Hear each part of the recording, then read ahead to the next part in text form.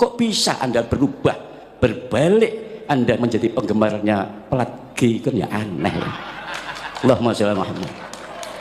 Ini yang membuat saya itu prihatin. Keprihatinan ini. Saya sebut plat G, letter engkau dicekal katanya. Kami ini tidak menebarkan kebencian, tidak. Murid-murid saya itu banyak, ribuan bahkan ratusan. Kalau mereka sudah mengikuti plat G ini, menjadi tidak mau ngaji, malah gak gelem ngaji. Apa alasannya? Ada yang mereka setelah saya selidiki satu mengaku, bahkan dikatakan kalau sampean sudah usah NU-NU-an, tidak usah Muhammadiyah, tapi sampean Islam yang umum, tapi direkrut oleh dia plat G tersebut. Apakah hal ini tidak menjadi prihatin? Prihatin. Saudara sekalian, pada kesempatan ini saya akan menghadirkan sebuah video yang mengejutkan Anda semua, di mana ada seorang kiai besar, saudara sekalian. Ya, bisa kita bilang kiai sepuh, itu bercerita ribuan santrinya itu tiba-tiba tidak mau mengaji gara-gara sudah ikut plat G, saudara sekalian. Siapa plat G itu? Itu sudah tidak asing lagi bagi kita, saudara sekalian. Oke, selengkapnya mari kita sama-sama simak video berikut.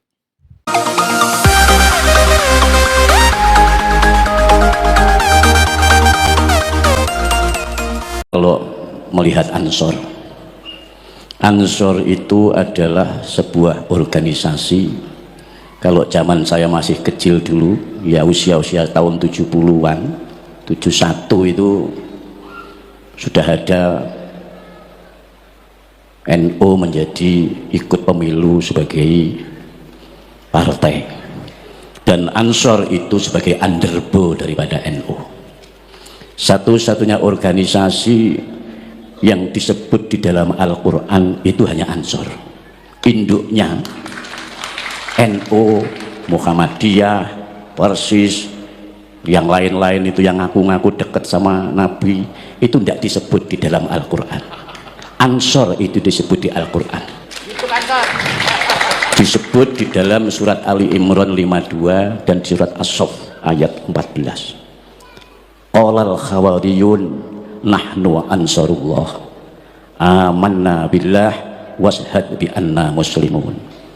Disebut dua kali dalam surat Ali Imran dan As-Saff. Coba sampean cari, NU nggak disebut, Muhammadiyah nggak disebut di Al-Quran, tapi Ansor disebut oleh Allah dalam Al-Quran.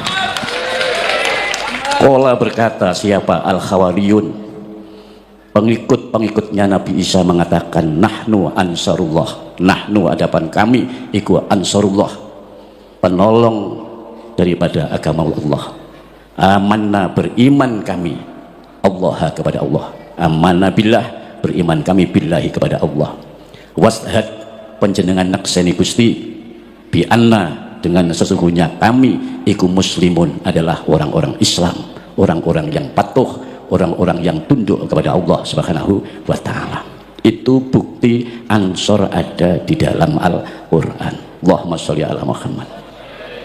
Dulu ya, mulai tahun 2000 di Bali itu, kalau mau ada yang namanya Ikhtifal Maulid, saya itu sibuk sekali golek-golek dalil sing kena diki Maulid untuk menghadapi kaum Wahabi yang mereka tidak suka dengan Maulid. Rupa-rupanya akhir-akhir mulai sepi, mereka tidak mengolok-olok mau Maulid. Ya karena memang mereka nggak punya dalil yang ada. Kita mau banyak dalil, tadi sudah sebut sama qori'nya, qul bifadlillahi wa birahmatihi fabidzalika falyafrahu huwa khairum mimma yajma'un. Qul, katakan Muhammad, bifadlillahi, dengan keutamaan Allah, wa birahmatihi, dan dengan rahmat Allah, fabidzalika, maka dengan demikian adanya fadl dan adanya rahmat, dikatakan oleh Allah, falyafrahu, mongko becik bunga-bunga sapa sira, maka bergembiralah kamu sekalian, senang-senanglah dengan fadl dan rahmatnya Allah. Ini dalilnya Maulid, dalil Maulid, huwa khairum mimma yasma'un, itu semua lebih baik dibanding daripada apa-apa yang kalian kumpulkan. Sehingga supaya kita tahu dalil sokeh Maulid itu yang mana. Nabi katanya tidak pernah, Nabi pernah, Justru yang mengadakan maulid pertama itu adalah Nabi. Tapi model ikhtifalnya Nabi itu dengan cara berpuasa di hari Senin. Itu dalilnya. Ya Rasulullah, kok sampean ini puasa di hari Senin? Iya, karena yaumul isnin yauma wulidtu. Hari Senin itu hari di mana aku dilahirkan. Itu loh buktinya Nabi mengadakan acara maulid dengan berpuasa. Allahumma sholli ala Muhammad. Sehingga ini semua yang menjadikan kita ini ikhtifal bilaudin Nabi adalah merupakan sebuah ungkapan gembira. Jenenge wong seneng, ada yang jingkrak-jingkrak, ada yang macam-macam, namanya orang seneng. Wong seneng kok dadak niru Nabi, kita ya seneng. Wong kami juga setiap Senin juga puasa. Istri saya itu ya kalau puasa juga, kami itu keluarga kalau hari Senin puasa, Kamis puasa. Karena apa? Ya tadi itu, karena Nabi mengatakan hari Senin itu adalah hari aku dilahirkan. Kalau hari Kamis itu adalah di mana hari buku amalan catatan kalian dipelaporkan oleh malaikat juru catat Raqib dan Yatid kepada Allah Subhanahu wa taala. Saat kamu itu dilaporkan buku amalan catatanmu, kamu dalam keadaan puasa. Jangan sampai kamu itu dicatat catatanmu itu dilaporkan Allah, kamu dalam keadaan mampir di jalan Danau Tempe. Ya ruwet. Dalam keadaan puasa kamu itu dilaporkan. Allahumma sholli ala Muhammad.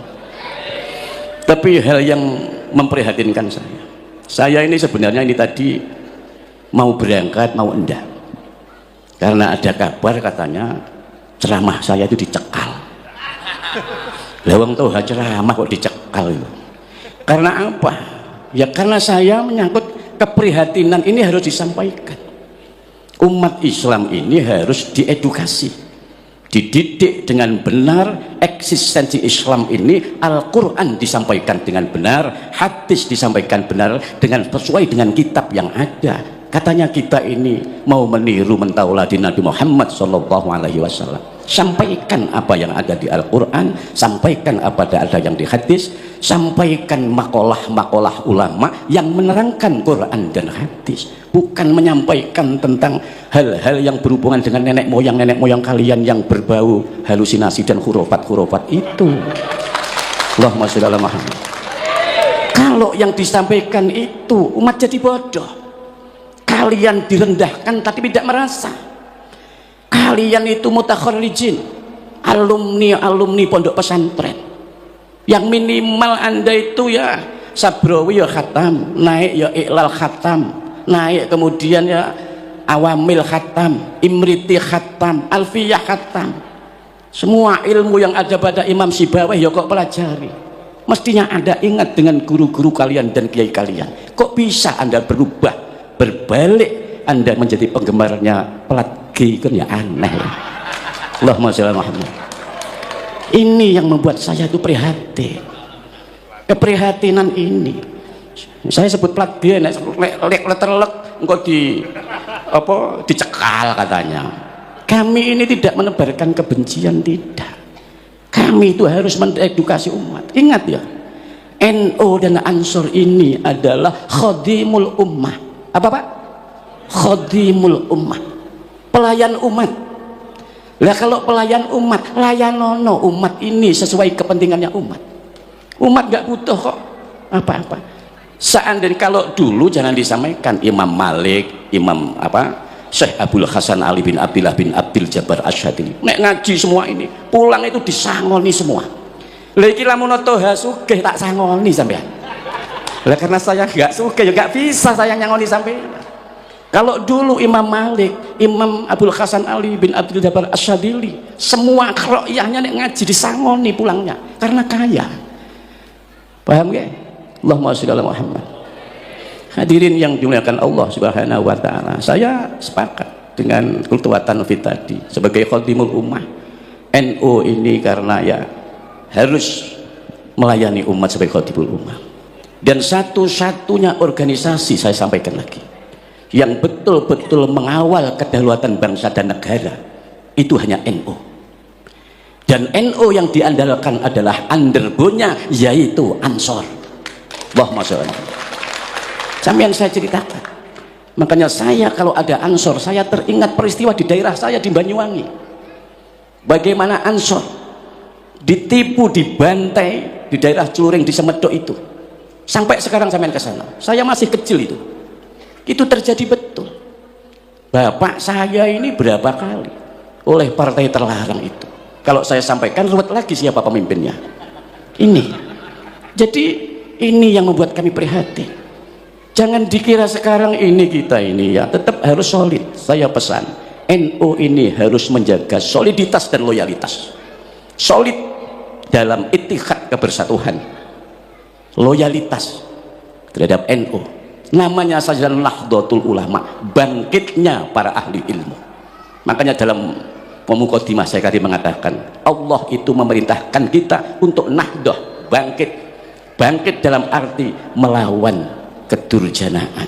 Makanya baginda Nabi diutus ini yukhrijuhum minad dzulumati ilan nur, untuk mengeluarkan umat ini dari kegelapan kebenaran.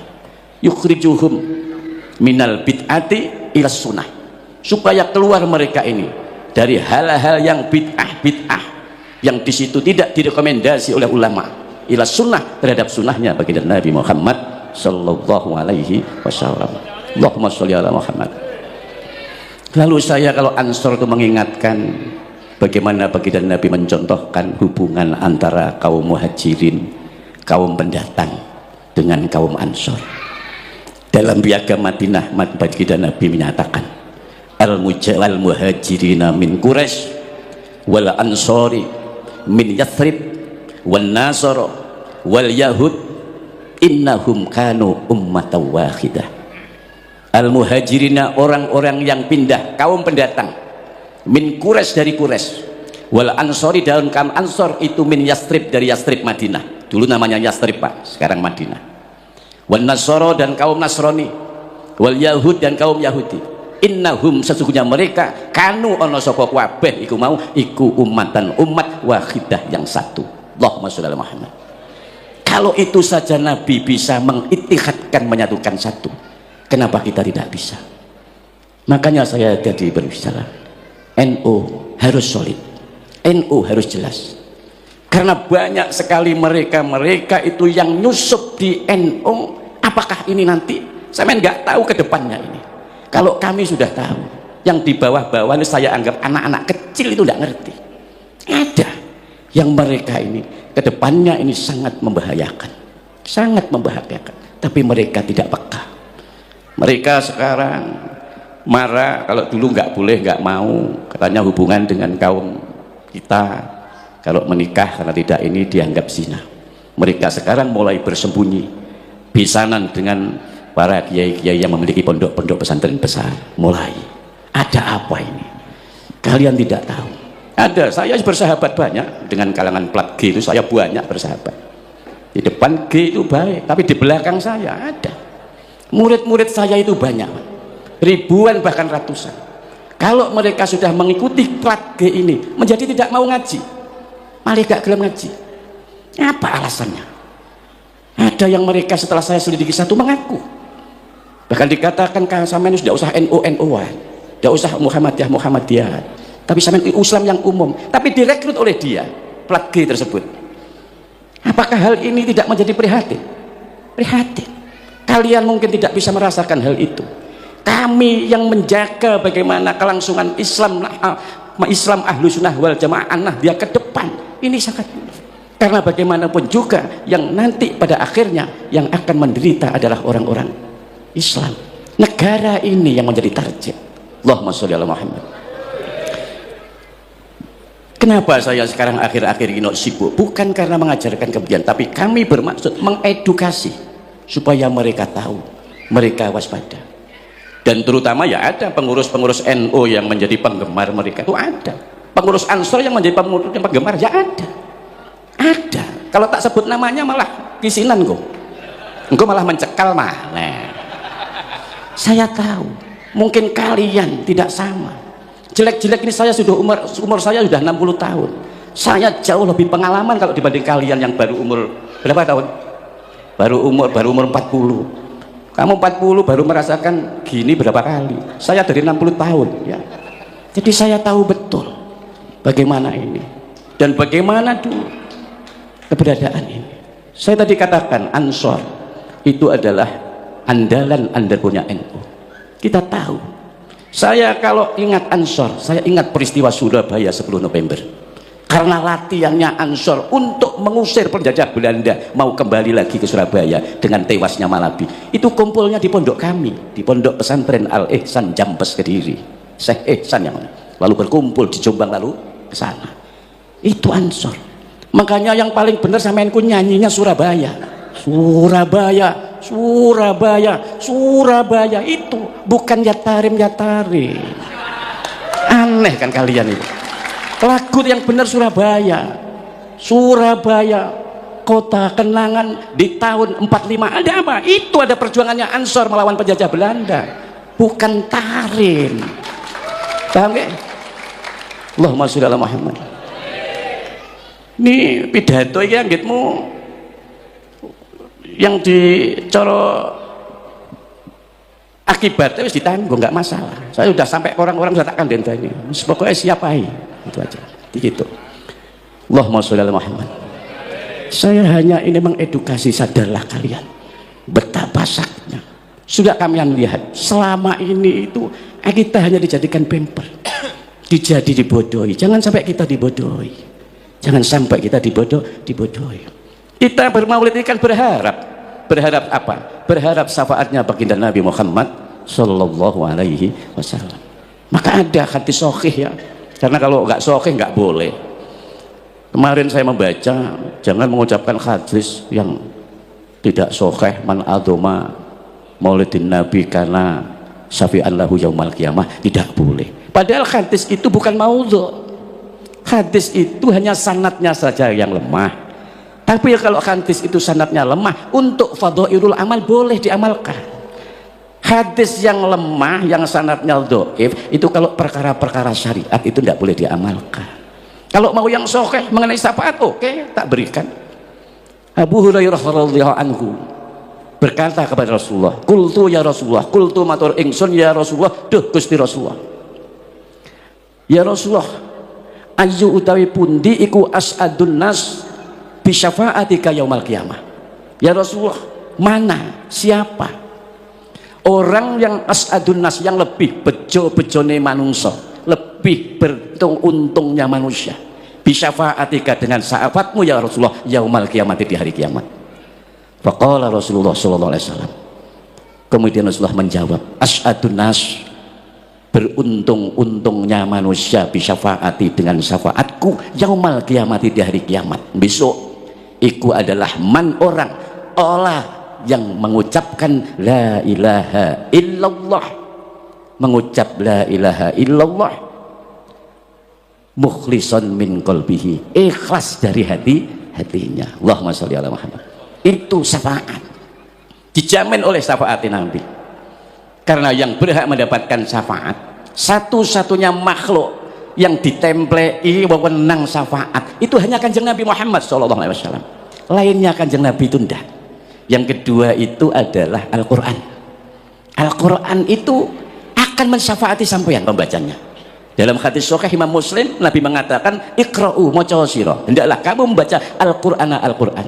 Fa innahu, maka sesungguhnya bacaan Al-Qur'anmu besok yakti, akan datang yaumal qiyamah, di hari kiamat, syafi'an, khali, yang memberikan pertolongan syafaat li ashabihi, terhadap orang yang memiliki bacaan Al-Qur'an.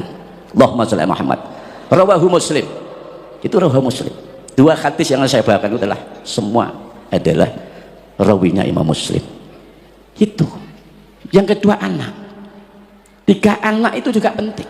Anak itu akan bisa memberikan syafaat kepada kedua orang tuanya.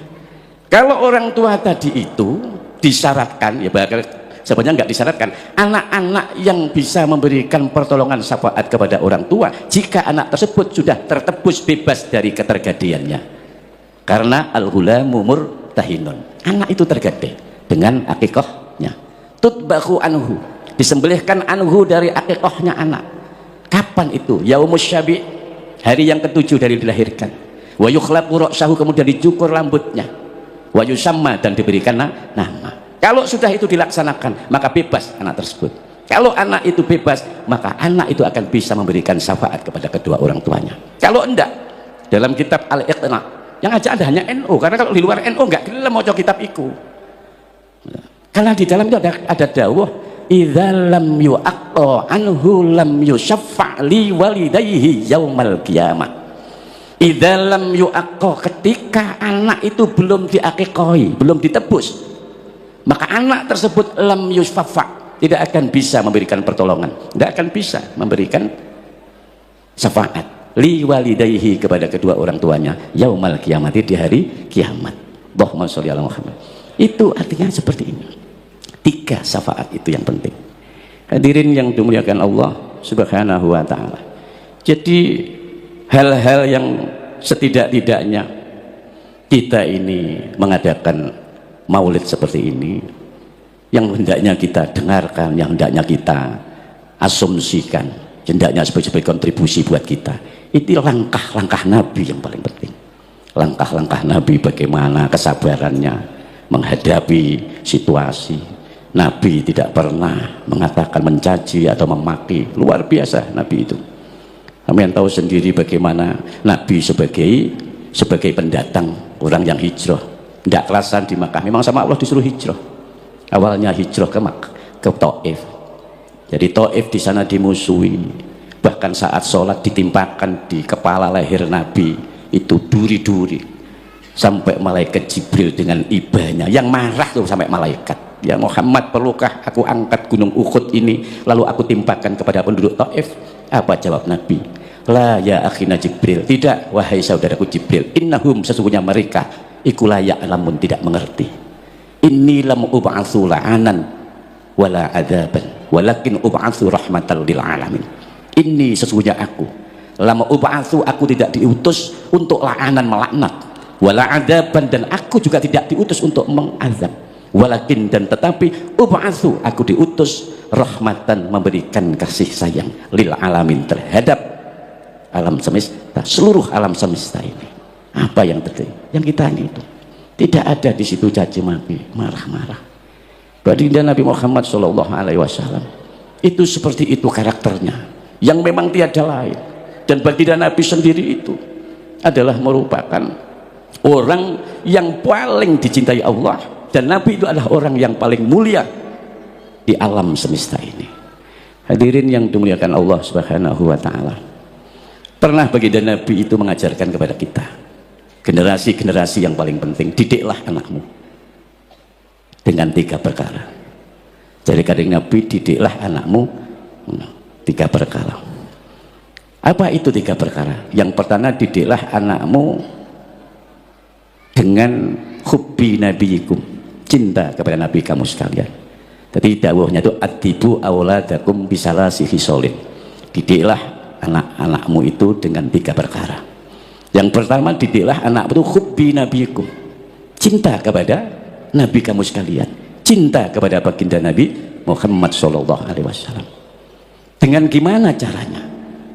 Mencintai Nabi itu adalah fi'lu awamirihi wajtinabu nawahi, dengan menjalankan apa-apa yang diperintah Allah dan menjauhi apa-apa yang telah dilarang oleh Allah. Dilarang maksiat, dilarang memakan hal-hal yang diharamkan Allah. Itu ijtinab, minangka menjauhi dan menunjukkan sesungguhnya orang tersebut adalah mencintai Nabi. Yang kedua, hubbi ahli baiti. Nah, ini yang sering saya sampaikan, yang harus dipahami, mengedukasi umat Islam supaya enggak salah paham. Hubbi ahli baiti, mencintai ahli bait. Ahli bait itu keluarga Nabi. Dalam hadis Bukhari ditanyakan, waman ahli baiti ya Rasulullah, siapa ahli bait itu ya Rasulullah? Rasulullah menjawab, Aliyun wa Fatimatu wa ibnahuma.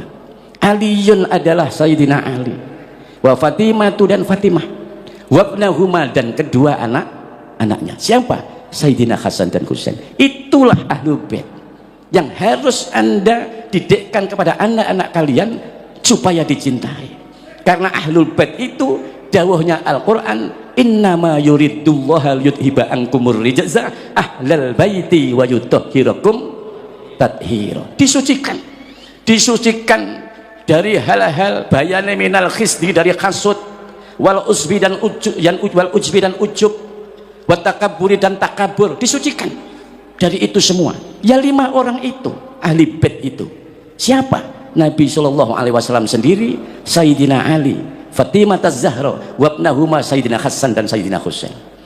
Bagaimana kalau sampean bertanya lalu bagaimana itu? Seperti Sayyid Ali bin Zainal Abidin, seperti Sayyid Ja'far Shadiq, Sayyid Al-Bakir, Sayyid Ahmad bin Isa, itu semua adalah dzurriyyah Nabi, keturunan Nabi, bukan ahlul bait yang seperti Nabi dan 5 orang itu yang disucikan dari takabur, dari sifat-sifat yang tercela itu.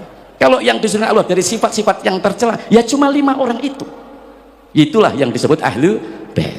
Tidak bisa Anda mengaku-ngaku saya ahli bait, saya ahli bait, nggak bisa. Ahli bait itu harus dijelaskan dengan sungguhnya bahwa yang disebut ahlu bait itu menurut hadis yang sahih di hadis Bukhari yaitu Aliyun wa Fatimatu wa ibnahuma, Sayyidina Ali, Fatimah, dan 2 anaknya. Allahumma sholli ala Muhammad. Dan ini harus dipahami, tidak usah sakit hati. Kalau Anda memang tidak pernah tahu, nenggonku tak buka nih kitab. Gitu. Memang begitu, tidak bisa dibuat buat. Supaya kita tahu. Karena banyak mutakharrijin, mutakharrijat. Mutakharrijin itu maksud saya adalah orang-orang para alumni pondok. Lalai dengan pondoknya. Ya seperti tadi, berubah bahkan kadang wis gak sowan ngene kiai ini mana. Walaupun dia di sini, dia karena tadi itu tertipu dengan plat G tadi itu. Allahumma sholli ala Muhammad. Hadirin yang dimuliakan Allah Subhanahu wa taala, ada hal yang lebih penting lagi. Baginda Nabi Muhammad sallallahu alaihi wasallam nanti ditakoni, "Ya Rasulullah, ayyul a'malil afdal?" Ayu pundi al-a'malu pinten-pinten amal al-afdal ingkang langkung utama. Amal yang paling utama itu apa ya Rasulullah? Faqala Rasulullah sallallahu alaihi wasallam, kemudian Rasulullah menjawab, "Shallu ala waqtiha." Salatlah tepat pada waktunya. Tepat pada waktunya salatlah. Kemudian yang kedua, birrul walidain. Berbuatlah baik kepada kedua orang tua. Yang ketiga, jihad fisabilillah. Nemen-nemen ini bersungguh-sungguh dalam membela agamanya Allah. Kenapa Nabi kok mengatakan yang paling utama sholat tepat pada waktu? Keranten sholat itu penting. Yang membuat Anda bisa berhubungan langsung dengan Allah itu ya sholat. Nabi mengatakan as-sholatu mardhatu rabbi. Sholat itu yang diridhoi Allah. Wa qabulul a'mali, dan sholat itu yang menjadikan diterimanya amal-amal sampeyan. Wa wajibatid da'wati, dan sholat yang menjadikan ditetapnya donga-donga sampeyan. Dan yang penting lagi, as-sholatu barokatun fil mali wal kasbi. Sholat itu yang bisa menjadikan barokahnya amal, harta, dan hasil usaha, hasil kerja. Ini yang mau saya jelaskan. Banyak orang-orang mengalami kesulitan ekonomi, banyak orang-orang mengalami kebangkrutan, banyak orang mengalami kekurangan dalam hidupnya, tapi tidak tahu konsep dan rahasianya. Pertanyaannya, bagaimana sholatmu? Karena orang itu kalau tahawun itu ngendeng nih karena sholatnya, maka akan berdampak yadurru, akan membawa kemelaratan ilaihi, kepada orang tersebut. Apanya yang melarat? Fi malihi, dalam hal hartanya. Tapi kalau kepengen ekonomi yang membaik, prihatin, masa tawang NU itu merantau di Bali mulai dari tahun 80 sampai sekarang kok tetap hidup di kos-kosan saja. Loh, iku mbok ya muhasabah. Muhasabah. Seperti tadi itu, sholatmu piye? Kaifa sholatukum? Gimana itu sholatmu? Lu kadang sholat, kadang orang, kadang sholat, kadang orang, kadang malah belas. Seolah-olah begitu. Padahal rahasianya, kalau pengen ekonomi lancar, sholat toh. Dan sholatnya jangan sendiri, bil jamaati, dengan jamaah. Kalau nggak bisa sholat di al-ihsan, nggak bisa sholat di musola, mau sholat dekat sampean, walaupun di rumah, jangan sholat sendiri, tapi jadikanlah istrimu sebagai makmum, anakmu sebagai makmum, Anda sendiri sebagai imamnya. Kalau itu yang Anda lakukan, tak jamin Anda tidak akan dikejar kepikiran, kemelaratan, dan kebangkrutan. Tidak akan. Karena orang itu kalau sholatnya sudah sip, sholat itu sudah jelas, tanha anil fahsya wal munkar. Nggih. Akeh wong-wong sing wis sugih bolo-bolo saya itu akhirnya bangkrut. Karena apa? Sholatnya tidak mencegah dari perbuatan keji dan mungkar, sehingga oleh Allah dibalik menjadi kebangkrutan. Banyak sekali. Sampai tak dudui jenenge malah roh kok. Allahumma sholli ala Muhammad. Makanya yang paling penting sholat. Sholat tepat pada waktunya itu yang penting. Karena sholat itu sendiri yang menjadi sirot lampu fi kubrihi, di dalam kuburnya. Besok niku nek mati Pak teng alam kubur niku gelap, teng kubur niku gelap sekali, gelap sekali. Tapi sholatmu itu yang akan menjadikan terang di kubur. Kemudian sholat itu juga yang akan bisa membuat timbangan sampeyan di besok ditimbang itu jadi pemberat. Itu sholat. Ulah hadirin yang dimuliakan Allah, janganlah meremehkan sholat. Karena waman lam yukhaffit alaiha, barang siapa orang yang tidak menjaga sholatnya, kata Nabi, lam takun lahu, tidak ada baginya napa nuron, cahaya, wa burhanan, dan juga tidak akan mendapatkan petunjuk, wa najatan, dan tidak akan selamat yaumal kiamat, di hari kiamat. Tapi kalau orang selalu menjaga sholatnya, maka orang tersebut akan mendapatkan nur, cahaya, wa burhanan, dan akan mendapatkan petunjuk, wa najatan, dan akan selamat yaumal kiamat, di hari kiamat. Allahumma sholli ala Muhammad. Bisa dilanjut? Sebentar ya. Kemudian yang kedua, birrul walidain, berbuat baik kepada kedua orang tua. Tentu yang sepuh itu penting, Pak. Yang sepuh, walaupun orang tua kita sudah meninggal dunia, tetaplah Anda ini minimal mendoakan. Dengan doa apa? Ya Rabbirhamhuma kama rabbayani shaghira. Kalau paling sing diharap-harap teko anak niku sampean telingali toh, idza matabnu adam in qata'a amaluhu, le anak Adam niku meninggal putus amalnya, illa min salasin, kecuali 3 perkara, sedaqatin jariyatin, sedekah jariyah.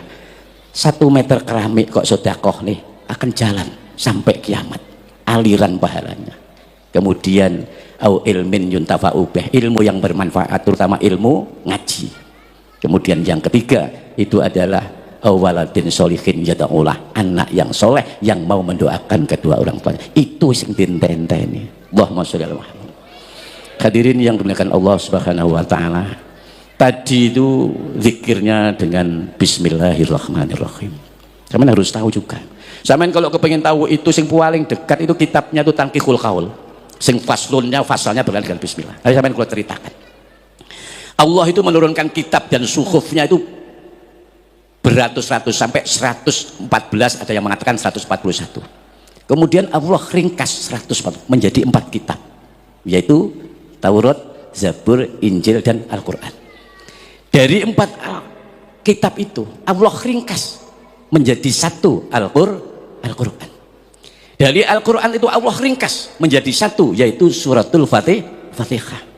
Surat Fatihah teringkas semuanya ini di dalam kalimah bismillahirrahmanirrahim. Itu keterangan di dalam kitab Manahijul Imdad, sarahnya kitab Irsadul Ibad. Bismillahirrahmanirrahim, pusatnya adalah di titiknya huruf ba. Disitulah pusatnya. Kita semua dari Allah dan akan kembali kepada Allah Subhanahu wa ta'ala. Mudah-mudahan apa yang saya sampaikan ini bermanfaat. Saya tetap berharap Ansor ini supaya solid, supaya loyalitasnya tinggi, terutama kepada NU. NU ini harus dijaga. Layanilah umat. Caranya gimana? Saya tadi pesan ke Mas ini. Terakhir ya, Mas. Mas, Ansor ini kalau kepingin sering-sering gaya kegiatan. Minimal 3 bulan sekali ngaji kayak gini ini. Ngaji kayak gini ini. Ngaji apalah judulnya, gaya-gaya nek, gaya rejan-rejan loh bahasanya wong Jawa. Sering-sering anaknya rejan-rejan. Rejan-rejan itu rame-rame ya, ikhtifal ini. Ikhtifal itu kan rejan. Yang namanya ikhtifal niku Pak, enten makalah ndawaken seperti ini. Al ihtifalu bil maulidis syarif la yahtaju bil hadis sahih, bal yahtaju bi qalbin sahih. Ihtifal perayaan ngaji tidak membutuhkan hadis yang sahih, enggak butuh. Tapi membutuhkan hati yang sahih, hati yang ikhlas, hati yang sahih. Itu yang penting. Saya itu sering ngajakan ngaji-ngaji. Sebenarnya apa? Tujuan saya itu supaya saya kok terkenal ndak? Saya itu dari kecil sudah terkenal. Sampeyan mlaku-mlaku terus teng Banyuwangi. Piye to toha kayak anak Mbah Yainan. Orang akan mesti kenal. Wah, arek iku cilike bajingan niku. Terkenal saya dari kecil itu. Dari mulai tahun 68 wis terkenal. Sampai saya mahasiswa udah terkenal saya ini. Jadi nggak perlu saya diterkenalkan, nggak perlu. Karena saya ditahu di Hikam itu mengatakan la tuhibba antu rofa. wala tuhibba an la yu'rafa innaka mimman yuhibbu an la yu'rafa. Itu tak cekeli, aku gak pengen terkenal. Sehingga aneh kenal kan sampai yang itu. Tujuan saya istighosah apa ini? Supaya apa? Supaya NU ini ajarannya tetap lestari. Supaya NU ini tidak dirongrong oleh kelompok-kelompok yang lain. Itu tujuan saya. Makanya saya tidak pernah tidak melibatkan hal-hal yang berhubungan dengan Nahdlatul Ulama. Makanya saya ini, wis kalau dari PW ini barang ora patek kira ini pengajian kadang ketuanya diundang muslimat barang ya ora teko ya ora apa-apa, wis aku wis sing teko ngono ae. Allahumma shalli ala Muhammad. Itulah yang bisa saya sampaikan, mudah-mudahan bermanfaat. Marilah kita bersama-sama berdoa ala hadiniyah wa ala niyatin sholihah. Al-Fatihah. Oke, saudara sekalian, itu bisa kita simpulkan bahwa Kiai misterius ini, kalau boleh saya bilang, saudara sekalian, ini adalah kabar gembira bagi kita semua, terutama yang percaya akan tesisnya Ki Haji Amiruddin Utsman Al-Bantani, bahwasanya ketika kita mendengar apa yang disampaikan oleh Kiai yang luar biasa ini, dan penyampaiannya sangat adem, lemah lembut, dan luar biasa, dan sempat bercerita bahwa muridnya ini sudah ribuan ya, karena beliau juga beliau terangkan udah berumur 60 tahun, bisa kita bilang Kiai sepuh. Nah, jadi ada cerita yang menarik, saudara sekalian, di mana muridnya ini tiba-tiba gabung atau ikut ngaji di majelisnya para habaib, saudara sekalian, dan beliau istilahkan dengan plat G. Lalu kemudian ketika ikut di plat G ini, saudara sekalian, di para majelisnya para habaib ini, tiba-tiba santri dari kiai ini tidak ikut mengaji, saudara sekalian. Malas ikut mengaji. Ada apa di sana, saudara sekalian? Ya, kalau kita lihat apa yang disampaikan, apa yang didoktrin oleh para habaib ini, saudara sekalian, ya kebanyakan ya bisa kita bilang mengagung-agungkan leluhur mereka. Seakan-akan tidak ada nomor duanya leluhur orang lain. Leluhur mereka yang nomor satu, saudara sekalian. Contohnya saja, yaitu Al-Imam, Al-Mujtahid, Al-Mukarram, Faqih Muqaddam, saudara sekalian.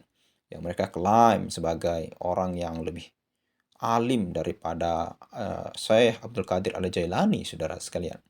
Namun ternyata Faqih Muqaddam itu, ketika kita melihat jejak digitalnya, saudara sekalian, ya bahasa Gen Z-nya jejak digital ya.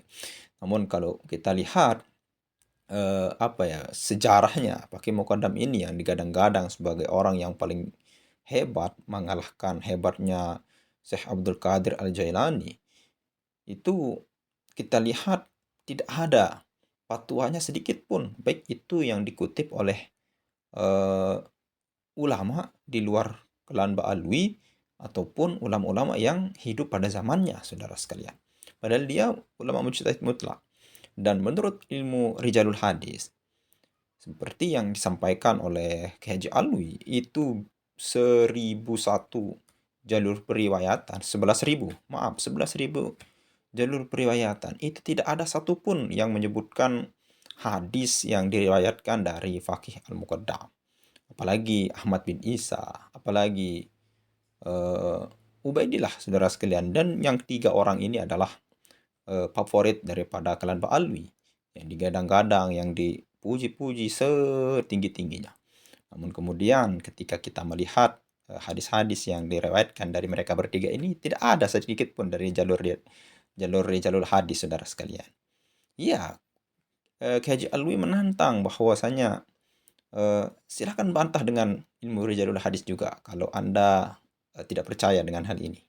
Itu ditantangkan oleh kalangan Ba'alwi, apakah bisa mendatangkan satu hadis pun atau satu paragraf pun ibarat yang diriwayatkan oleh seorang ulama yang diambil, dikutip dari perkataan tiga orang ini, saudara sekalian, selain daripada kitab internal dari Ba'alwi, saudara sekalian.